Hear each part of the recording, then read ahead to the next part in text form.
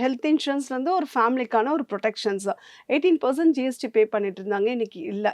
அப்படின்னும் போது அந்த பெனிட்ரேஷன் ஆஃப் த ஹெல்த் எடுக்கக்கூடிய இடத்துல அவங்களுக்கு வந்து அந்த ஜிஎஸ்டி பே பண்ணுற இடத்துல சம்மன்ஷூட் அவங்க இன்க்ரீஸ் பண்ணிக்கலாம். ஒரு காலத்தில் 5 லட்சம் வச்சுருக்கவங்க இன்னைக்கு ஒரு 10 லட்சம் எடுத்துக்கலாம். அந்த ம். ப்ரீமியம் வந்து அவங்க அட்ஜஸ்ட்மெண்ட் பண்ணி எடுத்துக்கிறோம். ஸோ ஜிஎஸ்டியே இல்லை, எனக்கு ப்ரீமியம் கம்மியாச்சுன்ற மைண்ட் செட்டை விட்டுட்டு வெரஸ் அவங்க வந்து கவரேஜ் ஜாஸ்தி பண்ணிக்கணும். ஏன்னா ஏஜ் ம். ஆக ஆக அவங்களுக்கு லைஃப்பில் வந்து அந்த சப்போர்ட்டிங்கிறது இம்பார்ட்டன்ட், ஹெல்த்ன்றது மேண்டேட்டரி. அப்போ உங்களுக்கு அந்த ஆப்பர்ச்சுனிட்டியை நீங்கள் அங்கே யூஸ் பண்ணிக்கலாம்.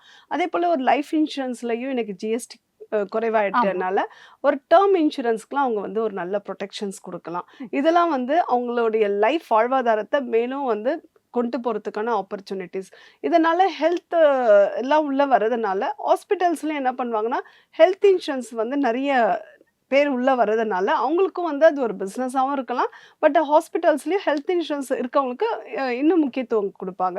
அப்ப ஹெல்த் இன்சூரன்ஸ்ன்றது ஒரு மேண்டேட்டரி. இதெல்லாம் வந்து இன்சூரன்ஸ் செக்டார்ல நம்ம பார்க்கக்கூடிய விஷயம்.